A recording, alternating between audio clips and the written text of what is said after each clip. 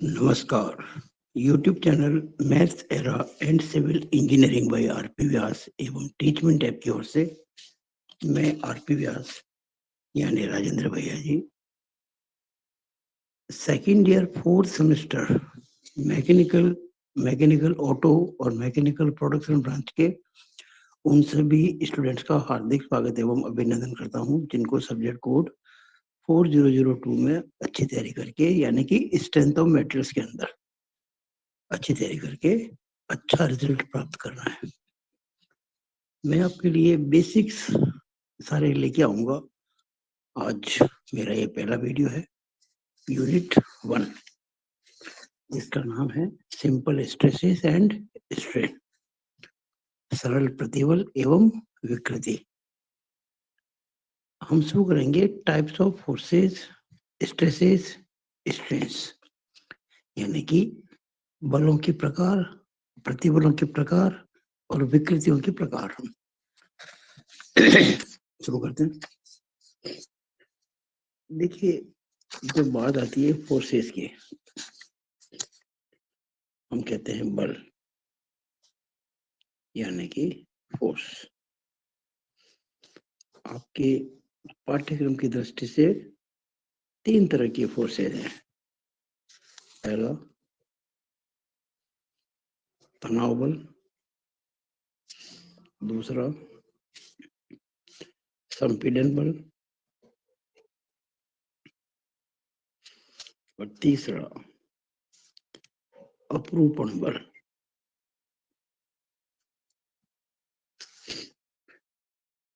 Tensile force,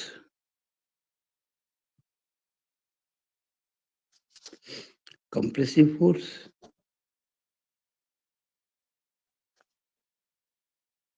and shear force या shearing force. shearing force one same thing. अब जो stresses हैं, प्रतिबल, वह भी 3 प्रकार के हो गए। प्रतिबल,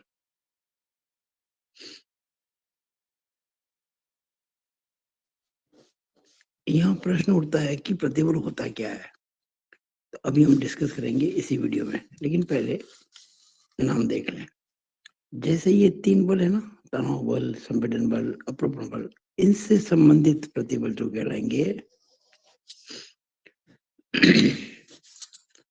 तनाव प्रतिबल,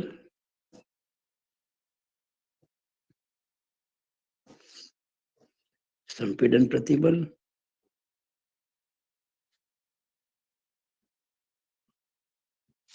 और अपरूपण प्रतिबल।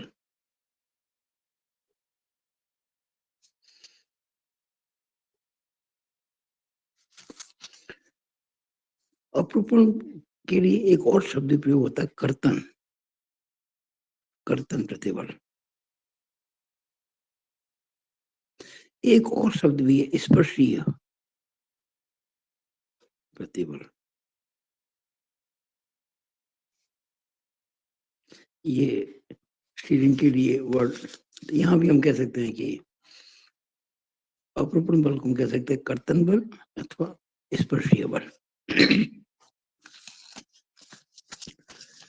तो तनाव प्रतिबल बोलेंगे टेंसाइल स्ट्रेस,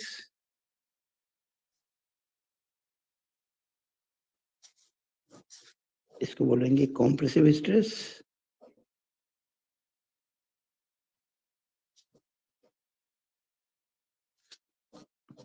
और इसको बोलेंगे शीयरिंग स्ट्रेस।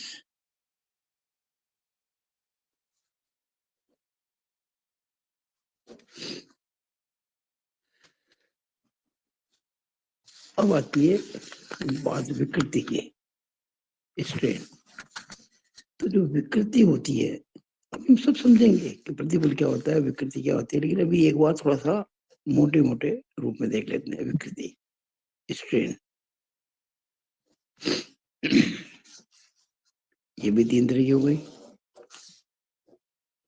पहली तनाव विकृति,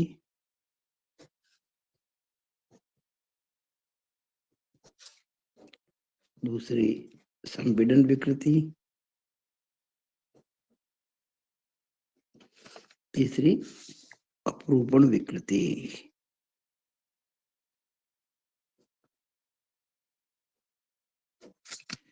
यानी कि tensile strain,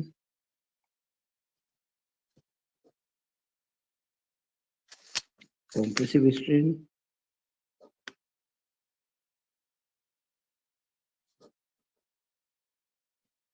and shearing strain.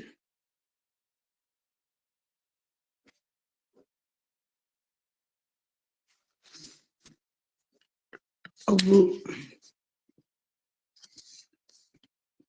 तनाव प्रतिबल, संपीड़न प्रतिबल, इनको सामूहिक रूप से हम कहते हैं अक्षीय प्रतिबल या सरल प्रतिबल। ये जो आप देख रहे हैं ना, तनाव विकृति, संपीड़न विकृति, तनाव प्रतिबल, संपीड़न प्रतिबल, तनाव बल, संपीड़न बल, इनके लिए एक शब्द प्रयोग होता है अक्षीय, जैसे हम कह सकते हैं अक्षीय बल, यानी कि तनाव बल भी हो सकता है, संपीड़न बल भी हो सकता है। अक्षीय प्रतिबल, तनाव प्रतिबल भी हो सकता है, संपीड़न प्रतिबल भी हो सकता है। अक्षीय विकृति या रेखीय विकृति, तनाव विकृति भी हो सकती है, संपीड़न विकृति भी हो सकती है। तो अक्षीय शब्द का प्रयोग या सरल, सरल प्रतिबल, सरल विकृति, इस प्रकार के शब्दों का प्रयोग भी होता है। हम कह सकते हैं कि सरल या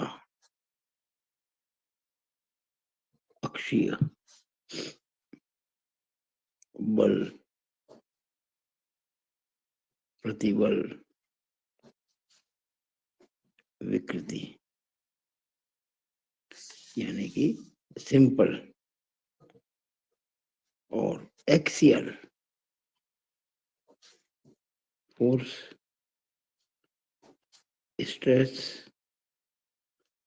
स्ट्रेन, ये होती है या तो टेंसाइल और या कंप्रेसिव। आपसे पूछ सकते हैं कि what do you mean by simple stress और what do you mean by axial stress. तो इट मे बी टेंसाइल और it may be compressive. Now tensile stress का कार्य क्या है, कंप्रेसिव स्ट्रेस का कार्य क्या है और शीयरिंग स्ट्रेस का कार्य क्या है, हम धीरे धीरे करके इस वीडियो में और अगले कुछ वीडियो में देखेंगे। आप हमारे वीडियोस को अगर अच्छे से देखेंगे तो हमारा पक्का दावा है कि बेसिक्स आपके क्लियर हो जाएंगे। मैं यहाँ पे आपके लिए कोई संख्यात्मक प्रश्न या कोर्स पूरा कराने की दृष्टि से नहीं पढ़ा रहा हूँ। अगर आपको सिस्टमेटिक वे में कोर्स भी करना है, सारे न्यूमेरिकल्स करने हैं, पिछले पेपर्स के सॉल्यूशंस देखने हैं, मॉडल पेपर्स वगैरह देखने हैं, तो आप ऑनलाइन कोचिंग भी मेरी ज्वाइन कर सकते हैं। आप मेरी ऑनलाइन कोचिंग ज्वाइन कर सकते हैं। और जो बच्चे जोधपुर के हैं, क्योंकि मैं जोधपुर से बिलोंग करता हूँ, वो ऑफलाइन के लिए भी मुझसे कॉन्टेक्ट कर सकते हैं। उसके लिए आपको 9521663064 ये जो मेरे नंबर है, इस पे व्हाट्सएप करना है, फोन ना करना, इस पे फोन नहीं करना है, इस पे केवल आपको व्हाट्सएप करना है और मैं व्हाट्सएप पे आपसे कांटेक्ट कर सकता हूँ।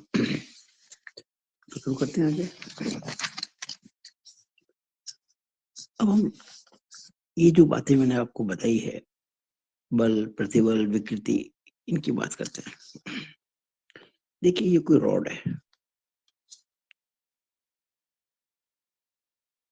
ये रॉड, ये इसकी अक्ष है,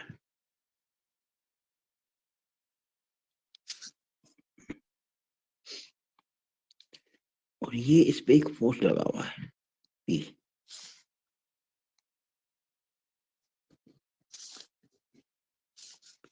ये अक्षीय बल है और ये चूंकि इस रॉड को खींच रहा है तो इसको कहेंगे तनाव बल।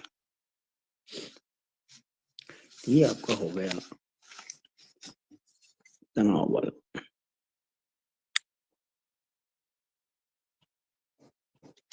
यानी कि टेंसाइल फोर्स।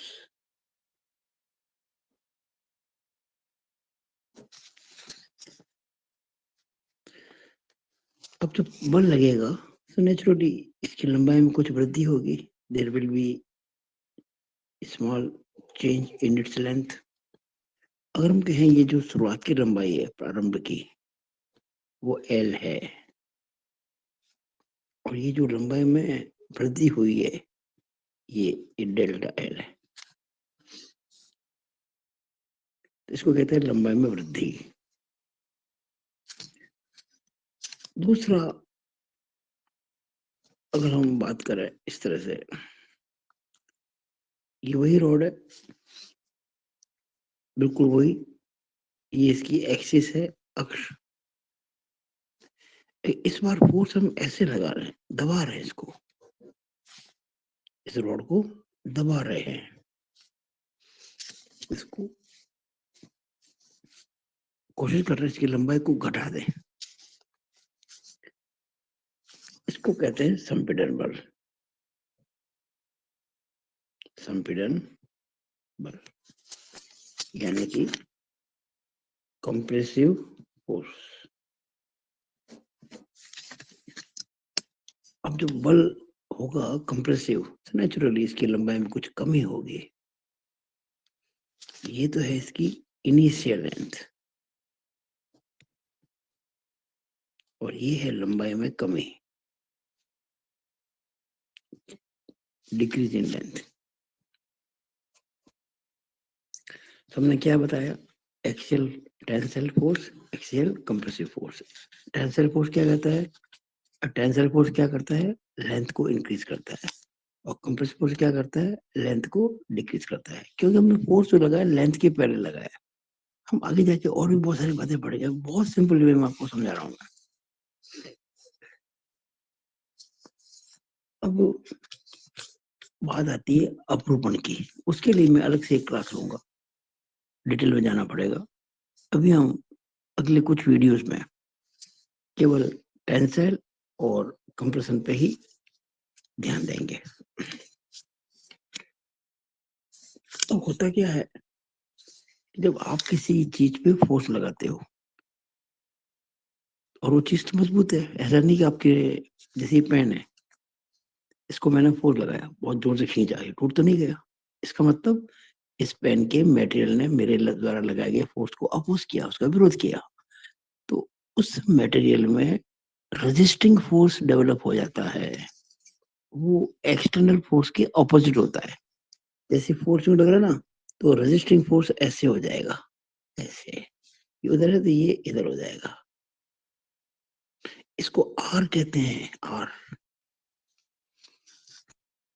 ऐसे देखिए, यहाँ फोर्स में लग रहा है ना इधर, तो रेजिस्टेंस फोर्स ऑपोजिट हो जाएगा, और इधर यूं है तो उधर भी यूं हो जाएगा, उल्टा बिल्कुल।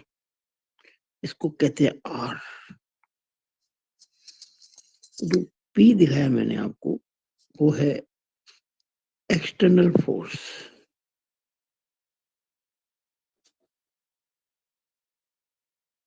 यानी कि बाह्य बल।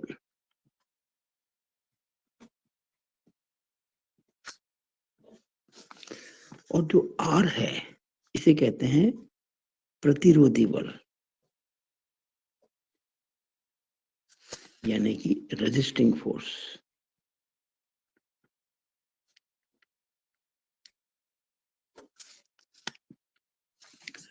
और साम्य अवस्था में, साम्य अवस्था में यानी कि इन इक्विलिब्रियम,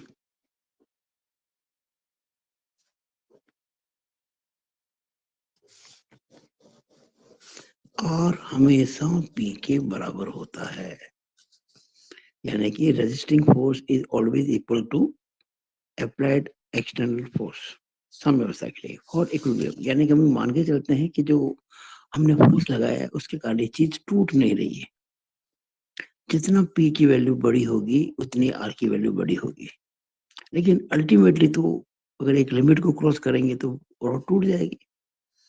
अगर मैं इस रॉड को, इस पेन को खींचू अपनी ताकत से, मैं तो नहीं तोड़ पाऊंगा इसको। लेकिन अगर मैं दोनों और कोई पकड़ के कस लूं किसी मैकेनिकल इक्विपमेंट से और इसको खींचूं, डेफिनेटली टूट जाएगा ये, क्योंकि वो जो फोर्स लगेगा वो इसकी कैपेसिटी से ज्यादा होगा। तो जब तक हम किसी पदार्थ की, किसी मेटल की कैपेसिटी के अंदर फोर्स लगाते हैं या कैपेसिटी तक लगाते हैं, तब तक तो उसका विरोध करेगा। उससे ज्यादा लगेगा तो वो टूट जाएगा। हम ये मान के चल रहे हैं कि हम उसकी कैपेसिटी से बाहर नहीं लगा रहे हैं। तो कैपेसिटी में लगा रहे हैं यानी कि वो इक्विलिब्रियम में, साम्य अवस्था में है। उस केस में हमेशा जितना फोर्स लगाएंगे उतना ही रेजिस्टिंग फोर्स होगा। ये हो गया ये। अब हम बात करते हैं प्रतिबल की। प्रतिबल यानी कि स्ट्रेस।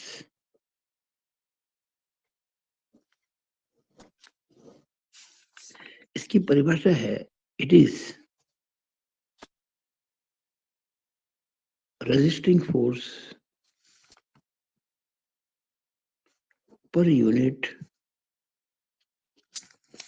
Cross sectional area.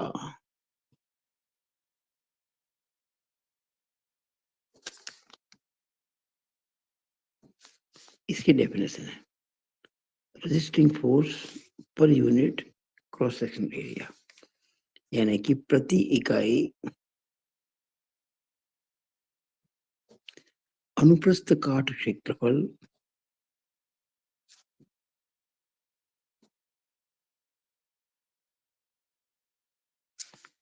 प्रति इकाई अनुप्रस्थ काट क्षेत्रफल प्रतिरोधी बल को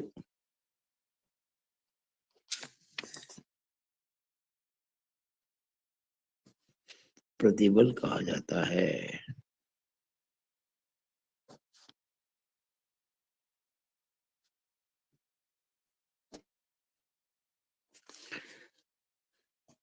नाम ही है इसका, अनुप्रस्थ काट क्षेत्रफल,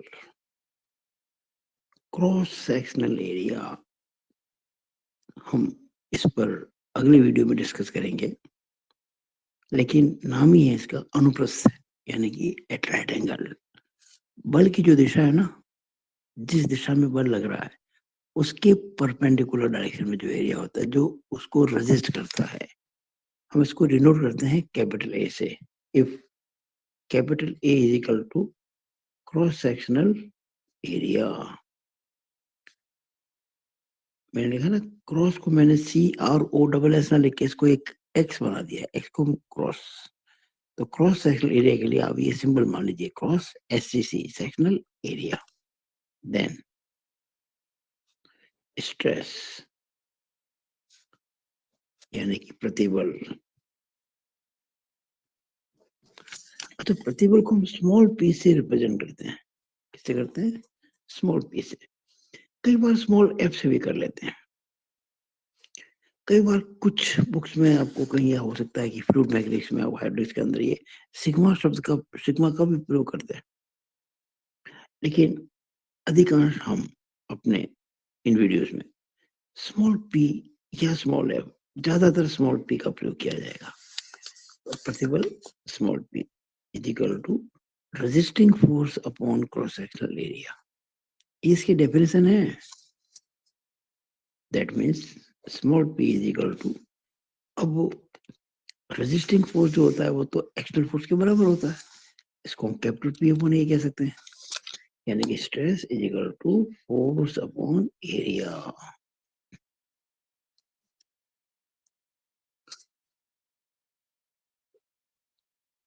आज हम इस वीडियो में यहाँ ही करेंगे, इतना ही करेंगे, और अगले वीडियो के लिए आप जरा हमारा इंतजार कीजिए। आपको लगातार वीडियो अगर देखने को मिले, आप देखेंगे तो आपका कोर्स हो सकता है कि एग्जाम तक कोर्स पूरा करा दो, लेकिन basics, not complete questions, not numericals, not exam problems, basically पढ़ा दूंगा। और इससे आपको बहुत नॉलेज मिलेगी, आप किताबों के सवाल कर पाएंगे। और अगर आप मेरे से ऑनलाइन कोचिंग चाहते हैं तो इस नंबर पर मुझे व्हाट्सएप करके बताएं, हम आपको ऑनलाइन क्लास के अंदर अलाउ कर देंगे। लेकिन हम जो ऑनलाइन पढ़ाते हैं वो रिकॉर्डेड वीडियो होते हैं, लाइव नहीं होता। जैसे ही आप मेरा वीडियो देख रहे हैं ना यूट्यूब पर, इस प्रकार से दूसरे वीडियो वो यूट्यूब पर नहीं होंगे लेकिन हमारे ऐप में होंगे, तो उनको देख के आप अच्छी तैयारी कर सकते हो। नहीं कि जब आप ऑनलाइन कोचिंग लेंगे ये तो आपको पढ़ना ही जो आप देख रहे हैं, और साथ में न्यूमेरिकल्स वगैरह। ठीक है, तो मुझे आशा है कि आपको ये वीडियो अच्छा लगा होगा। आप इसको लाइक करें, शेयर करें, और मेरे इस YouTube चैनल को सब्सक्राइब जरूर करें। क्या नाम है? Math era and civil engineering by RP Vyas. आप अगर मेरे वीडियो को सब्सक्राइब करेंगे तो आपको मेरे वीडियोस मिलते रहेंगे, जो कि लगभग मैं रोजाना ही बनाऊंगा, एटलीस्ट वीक में आपके सब्जेक्ट इस सब्जेक्ट पर ME MA MB जो भी है 4002 इस पे सप्ताह में कम से कम 3-4 वीडियो में जरूर बनाऊंगा। ठीक है। एक काम और भी कर सकते हैं आप लोग, मैं आपकी सुविधा के लिए कह रहा हूँ। आप अपनी कोई प्रॉब्लम हो तो मुझे इस नंबर पर व्हाट्सएप कर सकते हैं। मैं कोशिश करूंगा कि आपकी प्रॉब्लम को सॉल्व कर दूं, लेकिन जब मैं वो चैप्टर पढ़ाऊंगा तब वो सॉल्व होगी, बीच में नहीं होगी। मैं अपने हिसाब से काम करता हूँ, लेकिन आपकी प्रॉब्लम सॉल्व कर दी जाएगी। It is all over about this video from Rajendra भैया जी। जय श्री राम।